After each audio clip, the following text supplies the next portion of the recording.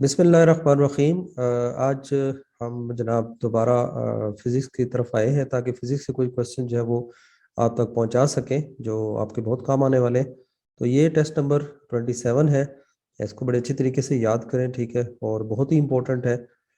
तो आखिर में अगर वीडियो अच्छी लगे तो ज़रूर जनाब इसको लाइक करें। अपने कमेंट से ज़रूर हमें बताएं कि वीडियो कैसी थी और सवाल आपको कैसे अच्छे लगे नहीं लगे, ठीक है। और अगर अच्छे लगे तो ज़रूर अपने दोस्तों में भी शेयर करें ताकि बाकी लोगों का भी भला हो सके, ठीक है। तो चैनल अगर अभी तक सब्सक्राइब नहीं किया तो वो भी सब्सक्राइब कर लें, क्योंकि इस तरह की मज़ेदार वीडियो आपको और भी मिलने वाली है, ठीक है। तो जनाब हमारा पहला क्वेश्चन है, the angle to see the object vertically is called. कि वर्टिकली ऊपर से जब हम नीचे देखते हैं तो जो एंगल बनता है उसे हम एंगल को क्या कहते हैं? तो उस एंगल को जनाब हम कहते हैं एंगल ऑफ डिप्रेशन, ठीक है। नेक्स्ट है, cell theory was described by. अच्छा, यहाँ पे ये लफ्ज याद रखना है कि सेल थ्योरी जो है ये कोई इन्वेंट की बात नहीं कर रहे, यहाँ पे डिस्क्राइब की बात कर रहे हैं कि डिस्क्राइब जिसने बयान किया, ठीक है। तो बनाई किसी और ने है, पेश किसी और ने की, लेकिन बयान किसने की, उसकी वजाहत किसने की, तो वो जनाब है थियोडोर स्कवान, ठीक है। ये जरूर देखा करें, क्वेश्चन जरूर पढ़ा करें, ठीक है। नेक्स्ट क्वेश्चन है, पेप्सिन कंसिस्ट ऑफ। पेप्सिन में क्या होता है? पानी होता है, या अमीनो एसिड होता है, या कार्बन होता है, या सेल्स होते हैं? तो इसमें अमीनो एसिड्स होते हैं और ये तकरीबन 327 होते हैं।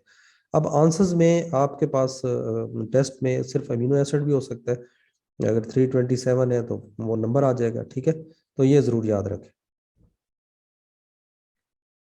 योर नेक्स्ट क्वेश्चन है कि एटीपी कंसिस्ट ऑफ। एटीपी में कितने स्ट्रक्चर, मेन स्ट्रक्चर होते हैं? ठीक है, तो एटीपी में जनाब 3 मेन स्ट्रक्चर्स जो है वो होते हैं। एटीपी कंसिस्ट ऑफ, एटीपी में होता क्या है? ठीक है, तो पहला है नाइट्रोजनियस, यानी बेस। नाइट्रोजनियस बेस होता है, यानी जिसे हम एडेनाइन कहते हैं। द शुगर, जिसको हम रिबोस कहते हैं। A chain of 3 phosphate groups bound to ribose. तो इनका जवाब है जनाब ऑल ऑफ देम। ये तमाम जो है वो एटीपी में मौजूद होते हैं। व्यूअर्स, नेक्स्ट हमारा क्वेश्चन है कि the photosynthesis process usually take place during. ये फोटोसिंथेसिस का जो अमल है ये किस वक्त होता है, उसके लिए कौन सा टाइम होता है? तो ये जनाब दिन के वक्त होता है, डे टाइम्स में, ठीक है। नेक्स्ट है जी, 1 किलो बाइट। 1 किलो बाइट में क्या चीज होती है? यानी 1024 बाइट्स होते हैं, या सेंटीमीटर होते हैं, या मिलीमीटर होते हैं, ठीक है। तो हमेशा याद रखें कि 1 किलो बाइट्स में 1024 बाइट्स होते हैं, ठीक है। उसके अलावा जो है, respiration does not need. Respiration में कौन सी चीज की जरूरत नहीं होती? तो जनाब रेस्पिरेशन में जो जरूरत नहीं होती वो ऑक्सीजन होती है, ठीक है।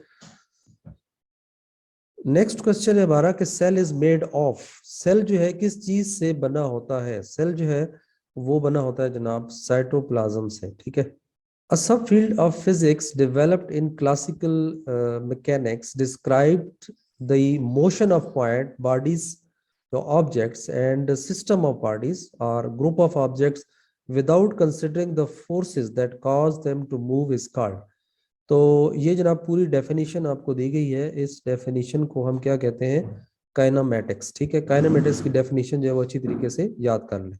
नेक्स्ट क्वेश्चन है हमारा कि types of mechanical energies are. ठीक है, मैकेनिकल एनर्जी की टाइप्स कितनी होती हैं? ये जनाब 2 होती हैं, ठीक है। नेक्स्ट व्यूअर क्वेश्चन है कि the energy of body due to its motion. तो मोशन की वजह से, हरकत की वजह से जो भी बॉडी में एनर्जी आती है, that is due to kinetic energy, ठीक है। उसके अलावा काइनेटिक एनर्जी का फार्मूला क्या है? तो ये हम सब जानते हैं, हाफ एम वी स्क्वायर, ठीक है। उसके बाद formula of potential energy. Potential energy due to position of the body होती है और इसका फार्मूला होता है एम जी एच। व्यूअर्स, हमारा नेक्स्ट क्वेश्चन है कि a mass of body is 50 gram, H is 3 meter and G is 10 meter per second square, then potential energy. तो हम पोटेंशियल एनर्जी का फार्मूला जानते हैं कि that is equal to M G H. और तीनों वैल्यूज आपको दी गई हैं, जस्ट आपने इनको मल्टीप्लाई करना है। तो ये आ जाएगा 1500 जाउल, ठीक है। नेक्स्ट क्वेश्चन है हमारा कि heat transfers in solid body. Solid bodies में जो ठोस बॉडीज होती हैं उनके दरमियान हीट जो है वो ट्रांसफर होती है, यानी एक जगह से दूसरी जगह जाती है, due to what? Due to conduction, ठीक है। नेक्स्ट है ग्रेविटी ऑफ मून। यानी अगर ये पहले पूछ पूछ लिया जाए कि चांद की जो ग्रेविटी है वो जमीन की ग्रेविटी से कितनी ज्यादा है, तो वो होगी 1/6। ठीक है व्यूअर्स, अगर पहले आपको अर्थ दे दी जाए कि ग्रेविटी ऑफ अर्थ जो है वो ग्रेविटी ऑफ मून से कितनी ज्यादा है, तो वो ज़ाहिर है 6 टाइम होगी। ठीक है, तो ये दोनों चीजें जरूर याद रखनी है कि पहले अर्थ दिया हुआ है या पहले मून दिया हुआ है। हु डिस्क्राइब ग्रेविटी, ग्रेविटी को किसने डिस्क्राइब किया, बयान किया। ठीक है, तो ग्रेविटी को डिस्क्राइब किया जी अल्बर्ट आइंस्टाइन ने। नेक्स्ट हमारा क्वेश्चन है हु पब्लिश्ड साइंटिफिकली और एक्सप्लेन ग्रेविटी, यानी किस बंदे ने ग्रेविटी को एक्सप्लेन किया या उसको पब्लिश किया साइंटिफिकली, ठीक है, साइंसी तरीके से। तो उसका जवाब है आइजैक न्यूटन। तो यहाँ पे भी मैं ये बताता चलूँ कि आपने ये ज़रूर ख्याल करना है कि जनाब यहाँ पे क्या पूछा गया है। तो यहाँ ये पूछा गया कि किसने वजाहत की। ठीक है, यानी कहीं पहले इजाद किसी और ने की होगी, लेकिन बयान या एक्सप्लेन किसने की या पब्लिश किस तरह की, किसने की, वो किस तरह आवाम के सामने किसने लाई, तो वो आइजैक न्यूटन ने की है।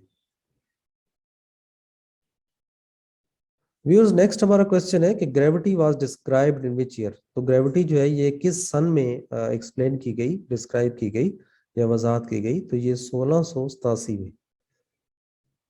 नेक्स्ट है speed, speed is what, speed जो है वो कौन सी क्वांटिटी है, तो स्पीड एक ड्राइव्ड क्वांटिटी है।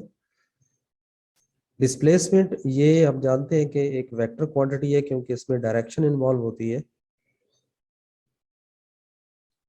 नेक्स्ट व्यूअर ये है कि 1 गीगा जो है ये कितने के बराबर होता है, तो 1 गीगा जो है ये 10⁻9 पावर के बराबर होता है। डेंसिटी किसने एक्सप्लेन की, डेंसिटी जो है ये कसाफत को कहते हैं, तो ये किसने एक्सप्लेन की, ये अर्शमीदस ने जो है वो एक्सप्लेन की। A tendency to do nothing or to remain unchanged, यानी वो रुझान जिसमें कुछ भी ना हो या कोई चीज बिल्कुल एक जैसी रहती है बगैर किसी तब्दील किए हुए, तो उसको हम क्या कहते हैं, उसको हम अनर्शिया कहते हैं, जिसे उर्दू में जमूद कहते हैं। नेक्स्ट वो क्वेश्चन है कि the energy possess due to the motion of body is called, motion की वजह से जो हरकत होती है या ठीक है जो एनर्जी पैदा होती है वो क्या कहलाती है। The energy possess due to the motion of body that is called kinetic energy. ठीक है, तो पूरी डेफिनेशन आ जाए तो भी आपने बयान करनी है। Energy due to its position, ये काइनेटिक एनर्जी है, सॉरी पोटेंशियल एनर्जी है। ठीक है, ड्यू टू मोशन जो है वो होती है काइनेटिक एनर्जी, और ड्यू टू पोजीशन जो है वो होती है, यानी जब भी बॉडी अपनी जगह तब्दील करती है तो उस वजह से जो एनर्जी पैदा होती है उसे हम पोटेंशियल एनर्जी कहते हैं। यूनिट ऑफ पावर, पावर की जो यूनिट है उसको हम क्या कहते हैं, पावर की यूनिट जो है वो वाट कहलाती है। ठीक है, okay viewers, thank you very much. अगर आपका कोई क्वेश्चन है तो हमें ईमेल कर सकते हैं। हमारी वेबसाइट विजिट करें। ठीक है, या गूगल पे आप सर्च करें जस्ट पार्क शाहीन्स लिखें तो हमारी वेबसाइट का लिंक आ जाता है, और शाहीन फोर्सेस एकेडमी आ जाएगा, उस पर क्लिक करें तो वहाँ पे हमारी तमाम तफसीलात, नोट्स जो भी आपको चाहिए वहाँ पे मिल जाएंगे। लोग अक्सर डिमांड कर रहे होते हैं कि जी हमें नोट्स चाहिए, तो वहाँ पे नोट्स मौजूद है, आप डाउनलोड कर सकते हैं। ठीक है, मोबाइल एप्लीकेशन भी शाहीन फोर्सेस के नाम से गूगल प्ले स्टोर पे है, उसको भी देख लें जब तक चल रही है। फिलहाल तो हमारी वेबसाइट जो है वो ज़्यादा अपडेटेड है, इसको बार बार देखें, इस पर टेस्ट करें, प्रैक्टिस करें। ठीक है, और एक टेस्ट जब कर लें तो उसको दोबारा रीस्टार्ट करें, और हर दफ़ा आपको नए क्वेश्चन मिलेंगे, और जितना ज़्यादा प्रैक्टिस करेंगे उतनी ज़्यादा आप कामयाबी की तरफ जाएंगे। तो हम आपके लिए वेबसाइट को साथ साथ अपडेट कर रहे हैं, तो ज़रूर इन टच रहें और अपना ख्याल रखें। टेक केयर, अल्लाह हाफिज़।